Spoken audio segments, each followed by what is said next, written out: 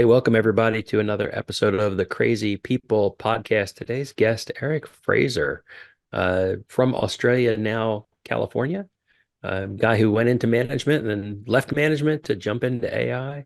Interesting story. What do you think, Maurice? Yeah, I think that is the most interesting part of it, right? That he already was in management, had a great career, and then decided to this AI thing. I want to learn more about it, and then how he's getting out of it on the other side of starting to learn Python and all these crazy things, right? And then I like this approach to the overall AI topic. It's so Hmm. unemotional. It's so calm and relaxed in his approach. It's very, how do you say, how you would say, tangible in his Yeah. reaction, right? He's not on the Terminator side. He's also not in the Disney side of things, right? He's right there in the middle of it and really has a natural approach to it. What is your approach? What do Well, I you think? think I think exactly the same. I think the one difference about him as he's sort of commentating and thinking about AI from some other folks is that he actually gets into it and he actually starts to read code and think about it from a technical standpoint, but also he comes at it from, like we talked about earlier, from management and a business standpoint. So he speaks both languages. So he's Yeah. not romanticizing it like it's going to be the best business thing, and he's not also catastrophizing it like it's going to be the end of the world. He's thinking about what could happen and what should happen, and do we really need it to happen that way? Just a fantastic discussion. You all are going to enjoy this a lot. Oh, Stay absolutely. tuned, All right, here we go. because really, what could go wrong once you press record, Exactly. What could go wrong? right? It's all going to be very perfect.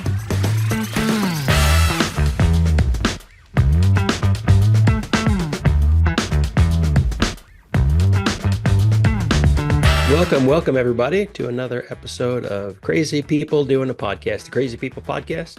I am Russ Broomell. Over on the other side is the wonderful Maurice Hofmann, the captain of curiosity. And in the middle, in the hot seat today, a guy who started in tech, went to management, left management. Eric Fraser. Good to see you, man. How are you? Great to be here. Thanks for inviting me. It's And can I just say, I'm so happy to be on a podcast called Crazy People. You're one of us. Um, yeah, I may be one of the crazier people you've had on this podcast too. wow. Awesome. That Yeah, is uh that is quite a statement because we had some crazy people, I know. I love them. not and the host might be the weirdest ones of all. Even though we try to hide it every now and then, to not Oh, to it comes through. scare It people comes away. through. That's that's the secret sauce. There you go. Exactly. Exactly. So, first of all, thanks for being on the show. Thanks for joining us in our little crazy corner of the digital world. And yeah, why don't you start off with giving the people a bit of your origin story, like any superhero would have, and Sure. let's kick it off that way. Sure. Well, I grew up in Australia. I was born in Indonesia, but I grew up in Australia. I started my career as a software developer, very entry-level role, working at Accenture, writing code on really huge systems. So basically a cog in a wheel. When the internet started to get big and commercialized, it really fascinated me. There wasn't that much of a software industry in Australia at the time, so I was lucky enough to get a chance to move to California and work in Menlo Park at a startup. And then I noticed that managers made a lot more money, and I was kind of a greedy little guy at the time. So I was attracted to the money. I went into management. Oh, actually, first I went into sales, then I went into management after that. I'm happy to say I'm just less interested in the money now. And I guess I have the luxury of having, I've got some money now, so now I'm not as desperate to have it. Right. But when AI started getting big, it was so fascinating, and I thought that the social potential impact of it was so interesting and so significant that it was worth leaving management for and going back into a more hands-on role. So that's what I've been doing. I've been getting my hands dirty, elbow deep I look at Python code a lot now. That is not something I used to have to do 6 months ago, but it is a fascinating world to immerse yourself in. I All right, shall know. I just step away, Maurice, while you and Eric talk about Python code now? I'll just No, I'm afraid I'm at the very beginning, but I recently just did the same, right? I stepped away from my marketing role, marketing and sales role, and I'm like 2 months in, so I'm way behind you. 2 months in learning Python, and today I started my statistics course, MIT and it wasn't pretty. They're really excellent though, and I mean, everything is hard at first, I think is said by wise people. Um, and then it just gets easier. And I think they are really foundational skills, learning Python, which Yeah. everyone seems to use that now to write anything in AI. Um, and then statistics. I mean, the math of AI is actually the unlock to understanding it, in my opinion. Yeah. So what was your motivator? How did you get to a point where you said like, no, I want to know more about this topic. I want to go back, take steps back and really, I don't want to say start over, but Yeah. you know, It's okay to say start over. I mean, a lot of it is starting over. I had to go into a space where I was basically a new student, pretty ignorant about what was going on. yeah. Um, and I just had to build from there. It was actually a really refreshing thing to do to put yourself back in that student phase. Um, the motivator for me is I actually like being in that student phase. I Mhm. like being in that mode where I'm not expected to be an expert. I'm just expected to learn as much as I can, as diligently as I can. So I personally enjoy that mode of being. That was one motivator. But the other really big one was seeing the potential social and socio-economic impact of AI, which can be so positive, but also so dangerous. And I wanted to be in on it. In the same way that I wanted to be in on the ground floor when the internet started really happening for business, I want to Yeah. be in on the ground floor for this. Yeah. And I know that AI has existed long before ChatGPT. That's something that people point out as, people say that AI is what's basically been happening since 2022, but it's older than that. Yeah. But what ChatGPT did, of course, is it popularized it. It made it a big explosive event where suddenly everyone, no, not everyone, almost everyone is really interested in AI. Yeah. ChatGPT made it so that everyone popped it up and took it into the LinkedIn profile, right? What am I doing? Oh, Exactly. I heard AI is interesting. So hashtag AI, right? Yeah, and it was kind of like what Netscape Navigator did for the internet. So until there was an easy to use web browser, the internet was basically just for nerds. But then when Netscape Navigator gave everyone just a really easy front page that's super easy to understand, you don't have to be a Yeah. nerd to understand the internet, then suddenly everyone wanted to be on it. Yeah, absolutely. But before we go deeper in that direction, how was it for you to move from Australia and going to the US? Well, luckily it was pretty easy because I was fairly young when I did it. I was in my late 20s. Hmm. Um, and so I wasn't leaving behind, a big established life. I wasn't married at the time. And I like to say I came over here with two suitcases, which is technically true, but it makes me sound like I was moving from, like a war zone or something, which is not what I was doing. Um, but I was able to move over here to the States with a really light footprint and then just basically build from there. So I wasn't wagering a lot. I wasn't putting a lot at stake or putting a lot on the line. And when you're in your, you know, mid to late 20s, the San Francisco Bay Area and the tech scene there in the mid late 90s was very interesting and exciting. Yeah, I believe that. Can't believe that. Yeah.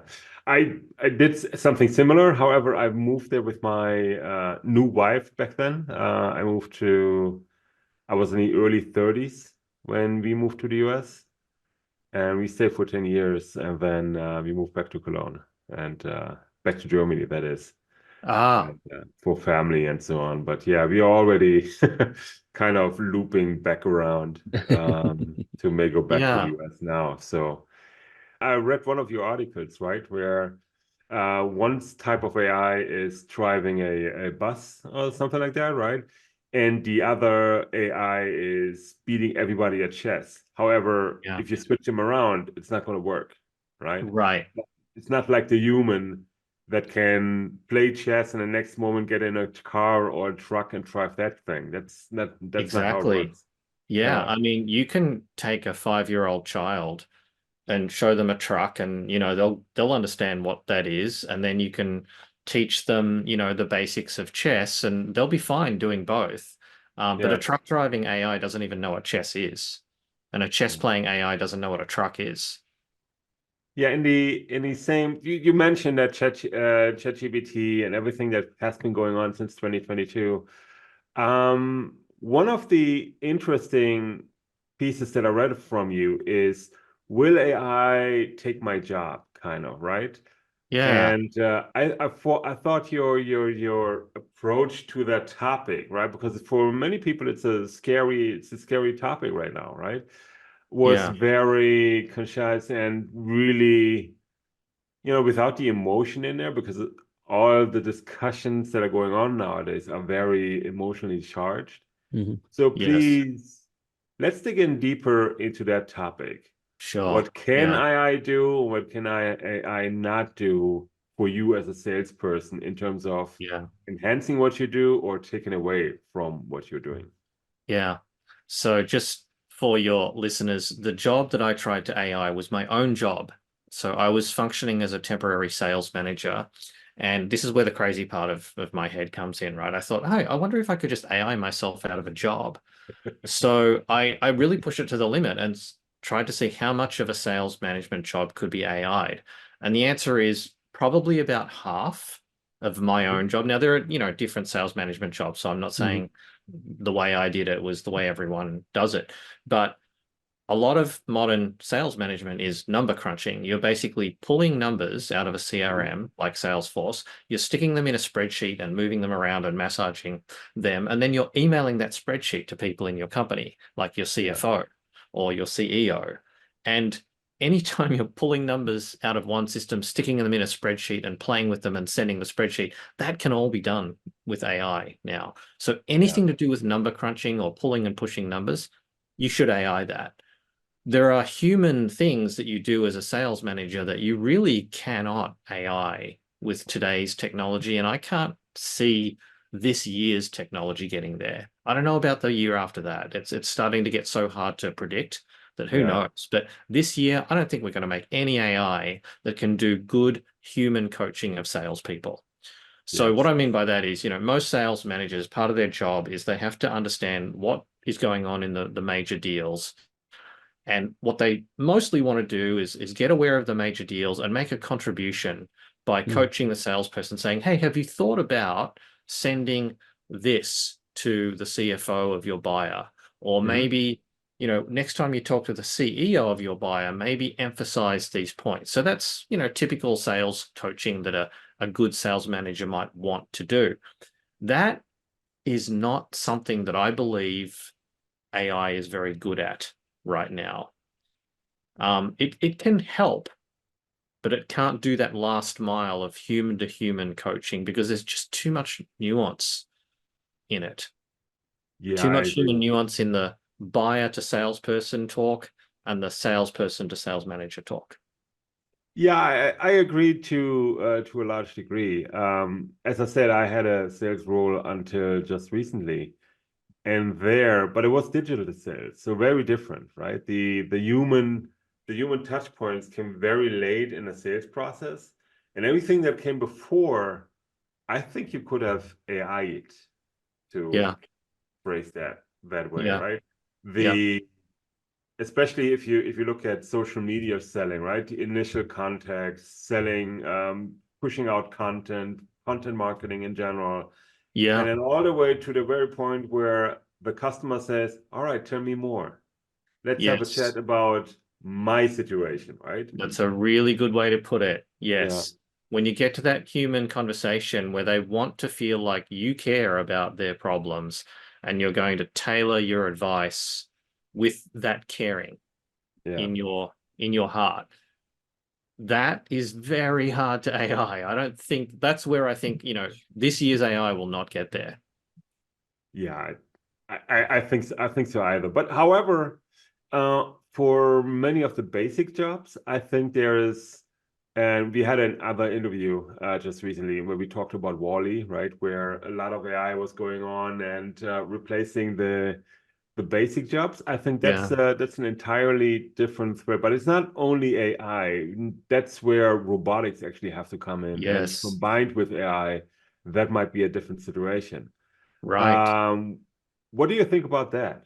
The Yeah, I think there are currently a lot of human jobs that this year's AI, something that will be developed and released by December of this year, will probably be able to do it. So these are number crunching jobs in finance. They could be moving physical objects in a warehouse, which, by the way, is already fairly robotic.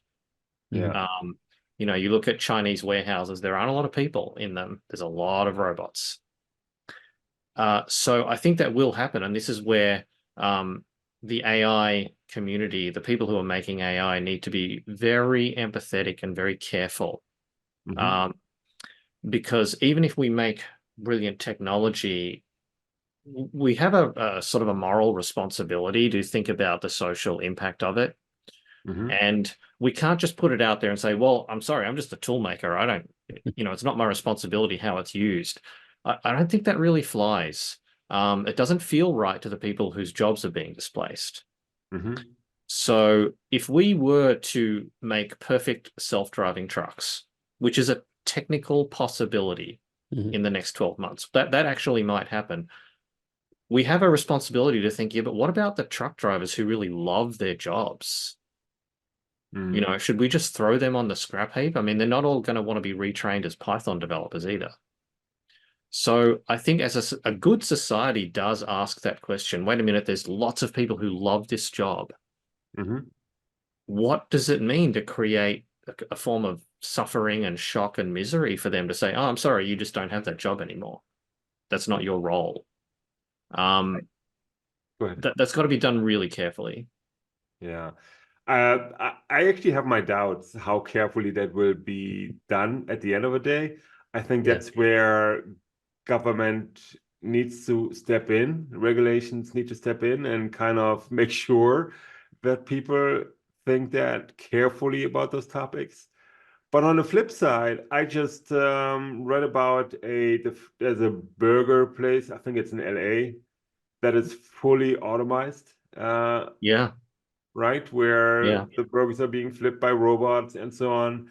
And the owner there, he was interviewed, and what he said is, I had a hard time finding people doing these jobs, right? yeah. That's that can happen too. I mean, if you think of some sanitation jobs, which Hmm. frankly are not that fun to do, Yeah. you may get to a point where no one wants those jobs. Picking Mhm. up garbage and taking it to some garbage processing plant. We may get to a point where no person wants to do it. Yeah, exactly. And can that be automated? Yeah, absolutely. You can Yeah, automate that. yeah.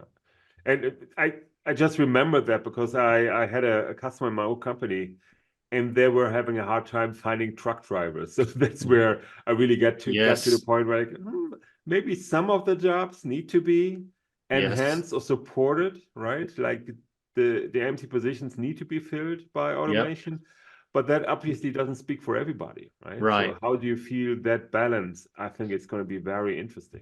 I think so. I think that the natural cases where everyone will like it is where you can't find people to do a job that really needs doing, like nursing in rural communities. There's lots of countries where they would love to have more nurses and medical practitioners moving to rural communities, but they just can't get them to do it. Yeah. So, augmenting medical care with automation, with robotics, that's not a bad thing. That means you've got better care happening for those rural residents who are often elderly, uh, and you are not taking a person's job. There's no nurse saying, wait a minute, I was going to do that. Yeah, Well, and exactly. especially I think if you can, it's always this combination of AI and engineering, like hard engineering, right? But if you can get to the point where there's a surgery robot, right, that can diagnose the surgery that needs to be done and then can also do it, and then you have a maybe just a nurse and a technician out in that rural community where it Yeah. used to be, if you need surgery, well, it's a 17-hour drive on a Yeah. bus to the Or a nearest surgeon who can flight. do this, right? Yeah, something. Right. And Yeah. people can't afford it. They can't take the time. They can't do it. Right. But now you put that technology out in that community where nobody wanted to work. Nobody wanted to move Yeah. there because you're far away from the big hospital. You're not going to get promoted when you're out in that small That's right. community, whatever, right? So This is a real issue in rural Japan. yeah, There's a lot of elderly people in rural Japan that find it difficult to access even basic medical care because no doctors want to live in the country. Yeah. Yeah, I think that's the Japan, Germany is the same situation. everywhere's the same. Sorry? To some extent, everywhere has that same problem. Yeah, I mean, in Germany, what you see is that people are being pulled in from Eastern Europe, right? And now you have to go further and further east to find Mm, people that are willing to work at that price point, right? right. Where Right. eventually it's not going to work anymore, right? Yeah. Yeah. All these other countries, their lifestyles are evolving. Their thresholds for what are they willing to do is evolving too. And what was super easy 20 years ago is not working anymore. So that's Right. where technology, to not just say AI, where Right. technology will be able to step in and hopefully on a positive side, Yeah. enhance and fill those gaps. I think that's where the positive potential is where you can augment a person, like a medical professional in rural Japan. Maybe you can get one doctor to move to one regional center, Mm-hmm. but there's thousands of potential patients out there. Now, you could use AI and robotics to help that doctor extend his or her reach so that they Yes. don't have to visit everyone. Maybe some of the diagnosing work can be done by an AI. Maybe some of the care can be done with a care robot. And that lets that doctor, scale their human abilities a little more and reach more people that want their help. Yeah. So what are you doing with AI today? What tools are you using? Let people know what you're doing right now. Yeah, so right now I'm using mostly the large language models. So Mm-hmm. ChatGPT is the best known large language model, but you've also got pretty good ones made by Meta, which is Facebook's parent company. Mm-hmm. They have a series of large language models that are all called Llama. Mm-hmm. And you also have one by a company called Anthropic. Mm-hmm. You have one called Perplexity. That would be some of the major ones. And what I'm doing is essentially tracking the development of these large language models because they're not only consumer facing. So they do more than just, draw pictures for you or answer questions like, can I feed my dog this food, if my dog is this breed. They're good for that, better than Mm-hmm. search engines right now already. But what they are really going to be used for in business is that large businesses like Wells Fargo, for example, is a real case. So Wells Fargo wanted to use a large language model to power bots and agents that will either work inside the walls of Wells Fargo or maybe they'll help Wells Fargo clients by answering questions that they have. Now, they don't want to make their own large language model because there's no need. Like several big ones already exist. So what they did is they said, we're going to use Llama 2. We're going to use it as a foundational model and we'll build our bots and our agents on top of that. So that's really the big business use case. What I'm doing is I'm essentially tracking the development of those LLMs, large language models, because I want to and need to understand for my business, what are they becoming capable of and Mm-hmm. where are their limitations? Yeah. I've myself used a couple, especially in the content production. Writing is where I think it's working quite well.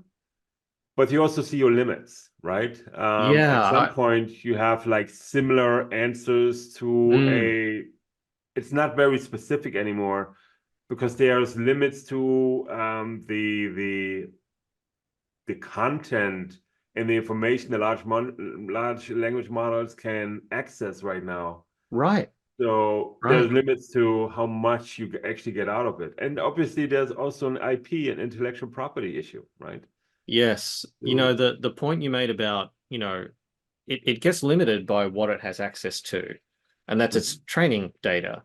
And the head of AI at Meta, Jan LeCun, recently pointed out that a 4-year-old human child has more information in their head about planet Earth than the largest large language model on Earth. yeah. So just stuff that they've learned through seeing and hearing and talking and listening, all this stuff, they know more about reality than a large language model, 4 years old. So that puts it into perspective. So when you ask an LLM to help you write some content, it is dealing with a comparatively thin slice of knowledge. And you as a content writer could look at it and say, well, why did it write that? Doesn't it know this thing? No, it doesn't. It doesn't know that thing. Yeah, exactly. It's not that easy. So how do you think about when you see that I don't know which was the company on the A side, but if I think it's Springer Nature. So they have a lot of scientific publishing and so on that they do. And they, I think sometime last year or at the end of the year before, they contracted with an LLM. I don't know which the provider is. It might be ChatGPT, it might be somebody else. And now they're forming a partnership where the LLM can access that information, Yeah. I which I think think is an interesting one, right? It's that's kind of so like key. keep Yeah, your that friends close, but keep your enemies closer type of deal. right. Well, true. It's kind of like if you're a news organization and you suddenly realize that Facebook is just publishing all of the news articles and for free, right? Yeah, And you think, what am I going to do now? How am I going to charge people for news if they can just go and get it on Facebook for free? And exactly. so that technical publisher might be looking at LLMs thinking, well, obviously that's the channel through which people are going to get most of our stuff. So let's make some money. Let's strike a deal with the LLMs to say, Yeah, yeah, you can use our stuff. You obviously need it, but there's a price. exactly. It's not free. Yeah. Yeah. So I think that's the interesting part, right? Where you Yeah, see there's the content and the IP owners on one side, and that's the LLMs on the other side. And in the middle, like surrounding both of them, is the audience who wants to consume and right. access all that information, right? Yeah. That's gonna be interesting. Like, what are the It, business models, yeah. right? It will be It really, also it also makes me kind of wonder when you talk about large language models and you think about the data that they're trained on, a lot of the data that was out there for them to just scoop up off the internet was long scientific papers and there's like just tons and tons and tons and tons of stuff that's long form. And so sometimes today you see large language models having difficulty writing short content, writing a yeah, sentence that's not 3 lines long, right? And yeah, people complain about how they just prattle on about stuff. And that, to me, that makes it so key to think about the training data that you get. And I yeah, think Eric, you were talking about how the truck driving AI doesn't know that chess exists, right? Because it's never been taught. It was never trained on any of that stuff. It was trained on, pictures of roads and people walking right, across them in parking lots and whatever. right, right. So where do you see an opportunity, or where do you see the opportunity if people are looking to get into something in AI, they're looking to do a thing like you did, a thing like Maurice is doing. Is it in the coding side? Is it in the data side? Is it in the It, helping companies figure out AI? Where's the opportunity if somebody it wants to can start to make be, that transition? it can be in all of those, but even if you don't like coding and you're not particularly interested in the data side, let's say you're just a really good sales guru. And it can even be as specific as, you are a guru in selling medical devices, which is a really, really huge market. That in itself could be valuable enough for an LLM maker to hire you either as an employee or as a a consultant and say, hey, I need the knowledge in your head because I'm making an LLM that needs to be expert in medical devices and specifically on explaining them to buyers. So you want whoever that person is, they don't need to know any of the coding stuff or even the data stuff. You just want the knowledge in their heads. There's lots of avenues into AI like that, where let's say you're an expert in diagnosing, a certain type of cancer. That's going to be super valuable to some LLM maker out there. There are already medically specialized LLMs popping up. And they will need people like that to help them make sure that the training data is good. I think it's going to be super interesting how this all evolves. I mentioned the IP side. There's also the legal side, right? Who's owning the content that an LLM creates? So if I writing my book with ChatGPT, is it my book or is it ChatGPT's book? Can I even sell it that way? Right? I saw with Adobe the tools that they are offering right now. They just recently, I think in December, found a way that they say, okay, if you have a professional subscription with us, you can use the images that you've created through whatever their tools are named right now. I can't remember. That you can even use them commercially, right? So there's a lot of green field where nobody quite knows how to go about this. Yeah, they're right. I Everybody think has to find their niche and their processes. But I'm pretty sure it's going to be all different in a year from now, let alone in 2 or 3 years from now. Yeah, I have a friend of mine who's getting her master's degree, and she was fighting the other day with the plagiarism checker. She had read all of these articles and stuff and had summarized them and put them together as graduate students do. Yeah. And the plagiarism detector, some AI was saying, no, you plagiarized. She's like, no, I haven't. I've rewritten and rewritten and rewritten. I can't get past it. And so you think that, well, Chat GPT or Llama or whatever is just the ultimate grad student, right? It's read all of the articles, or many of them anyway, and it's trying to read a lot of synthesize. them. Yeah. It's trying to synthesize something out of them. But is that plagiarism? How does it look? Well, What is that's it? super interesting. So, is it plagiarism? Well, I'm not sure that it is, but I'm not sure that it isn't. And the world that I like to think about is film. So film directors or film students who go to USC Film School, for example, they are made to watch like all the classic films. And so they come out as new directors, and you see in their work that they are highly influenced by these classic films. I mean, some of them look like shot-for-shot copies. Like, oh, that's like a shot from On the Waterfront, or that's like a shot from Blade Runner. Now, did they plagiarize it, or were they just so influenced by what they learned at film school that that's just what comes out of them naturally? Yeah. It's kind of hard to pin them down, right? You can't say, oh, you plagiarized, you copied that from On the Waterfront. I mean, what if it was subconscious? Is it still something bad if it's subconscious? Yeah, that scene was so impactful to me that without even thinking about it, I've recreated elements of it that somebody else sees the two independently and goes, "Oh yeah, but I see, geez, right there, super easy, right?" And but I don't even see it because I was just so influenced by it. Yeah, it's a great point. So is there a difference in the morality, I guess, of a human director doing that subconsciously and ChatGPT, which has no consciousness, right? Just saying, well, you pointed me at this training data and this is what's in it, so that's what I'm using. Yeah, I think the last word hasn't been spoken about that topic yet, right? And it's I think there for the fun thing, I think one of you two said it, there is AI is just as human as the next human is, right?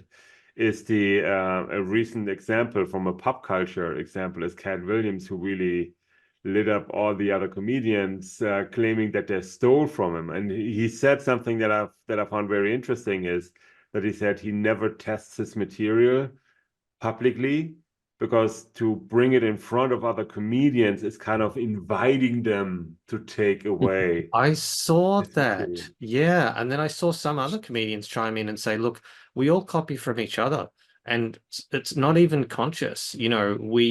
we just pick up styles, or we like the way a joke was timed, and then we use that timing in our joke. And or sometimes you just come up with the same joke. You weren't really copying, you just happened to come up with the same joke. Yeah. And then it looks like copying. So that Yeah. was really interesting too, because it does touch on, if we're training machines to do this, where would we like to draw the line for them and say, please don't do this, because that's not fair. Yeah. And no, the reason why I brought it up, that's the one example, right? Where copying is really, really, really disliked, right? And then on the Yeah. other side, in sports, everybody tries to be Michael Jordan, Kobe Bryant, That's LeBron true. James, or whatever. And there's like, hey, when you can do the move, right? It's Right. the move Kobe gets a Bryant name, and said, then everybody does it, right? Kobe Bryant Um, openly said, I model my game after Michael Jordan. yeah, He told exactly. everyone. Yeah, Yeah. laughed like him, walked like him, and so on, right? And I think that's just on a case of copying and how differently it is treated from one profession to the next, right? Yeah. So how do you see on the A side, how do you see the bias thing working out? Because if you Yeah. and Russ knows this, if you type in CEO in one of the image creators, you can bet that the CEO is not going to look like you and not going to look like me, right? It'll Or be a like my wife. guy, probably white, probably over 45. Yeah. Yeah.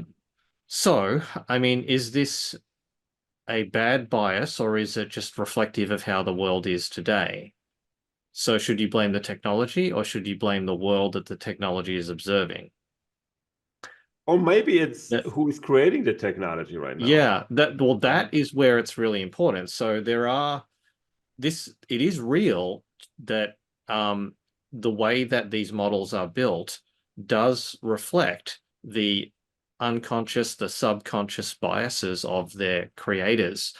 The thing that's working in our favor is that there's usually very large teams of people required to build even a basic model. So at least there, just by sheer weight of numbers, you've got more than one person's view of the world. What you want to do is make sure that that pool of views is diverse enough. Because if you just have, you know, software engineers who live in the Bay Area between the ages of 25 and 35, you're going to get a very specific worldview. Exactly. Yeah. So you do want a wider worldview. And that's where I think there is this really big avenue into working in AI where you don't have to be a coder. You can be an expert in a field. You could be a moral philosopher, for example, from Africa, you know. And I think that's the diversity in the teams that build the AI will help the AI be less narrow in its biases. Yeah. I don't know if you'll ever really get 0% bias in an AI. I don't think you'll get 0% bias in a human either. I'm more hopeful for the AI than I am for the human. Right. But I think, if you can get those diverse teams, and again, right now you need large teams to build AI. Yeah. So that works in its favor. Yeah. So from your perspective, what's next with AI in business? Like not out there kind of technology, but really what people can use right now, Like this or year. it's coming in a month from now. Yeah. So I think this couple of things happening is in the large language model space, you're going to get more specific large language models. So for example, you will get, or you already do have LLMs that are specialized in a particular field, and you'll get more of them popping up. So you might get one that is it just does material science. You can't ask it about how to sail a yacht or anything like that. Nope, sorry, I just do material science, and it'll be very good at material science. The other thing that you'll see, this is what I believe will probably happen in 2024, is that there might be more of an attitude of, hang on a minute, what is this costing and what is it bringing me in terms of either cost savings or more revenue? So what's the real return on this stuff? I want to look at this as like I would look at any other investment. What am I getting out of it? So rather than big swings for home runs, I think you'll see more targeted, look, let's just pick off one problem that I actually care about and that's costing me a lot of money and find me an AI that solves that problem. And then if that can happen, they'll say, okay, that's good. I'm happy. Here's the next problem. And they might take a more incremental approach. Yeah, absolutely. What keeps you up at night, looking at what's coming? The overconcentration of power in the hands of too few people. So right now, the influence over how the world uses AI is very concentrated in the hands of less than 100 people. And that does keep me up at night because I don't know how wise those 100 people are. I think also there is this, I won't call it an obsession, but I personally don't know why we want artificial general intelligence so much. And that is the AI that can learn about trucks and learn about chess and learn about pretty much anything. And we seem to, when I say we, I mean the AI executives seem to want to really make AGI, artificial general intelligence. And in my mind, it's like, what's wrong with just having the truck driving AI be excellent at truck driving? Yeah. And why do we need the truck driving AI to know how to sail a boat? Yeah. Yeah, make the Roomba smarter and smarter at cleaning up Yeah, and just have it make be a make it really able to wash good. the windows, and that'll be great. Like, does Exactly, it? yeah. Just have a cleaning robot. And Yeah, then if it doesn't know anything about cooking, that's fine. we'll we'll go to the restaurant that already has robots flipping burgers. There we go. Exactly. I have a question there too, Eric. Hugging Face, Yeah, just because it's a kind of a open sourcey weird name, yeah, right?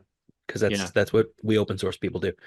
Um, so there are, yes, a very narrow group of people controlling AI, but then there's also sort of this broad base of people trying to release open source various models. Hugging Face is sort of one of those clearinghouses, Yeah. and there's other ones. Do you think that the open source people have a chance against the monoliths? As far as the open source communities and marketplaces and, forums for tools, they are really influential. I mean, even if a giant like a Microsoft, for example, that they are probably going to release their own LLM sometime this year. They've already formed a little team inside Microsoft to build a lighter, smaller LLM than ChatGPT, which is what they use right now. So when they do that, let's say that they release two versions of it, one that works more like ChatGPT 4, so you can license it and you have to pay API fees. And then there might be another one where they say, hey, you can download this, like you can download Llama, and then you can tune it yourself. Now, if they do have that second version, what tools are going to be used to tune it? Microsoft proprietary tools? Probably not, because all those tools are already built and they're available on Hugging Face. So they'll probably build it so you can tune them with the Hugging Face tools. So that's power. That's real power because you're changing the way that Microsoft will probably design a product. And I really like that. I think the more open source and the more open in general it is, the better it will be for everyone net, and specifically for the consumers, the Yeah. people who are trying to use it to do their jobs faster or to be a better doctor or whatever they're trying to do. Final question. 5 dinner guests, dead or alive. Who would you choose? I would have to say Anthony Bourdain.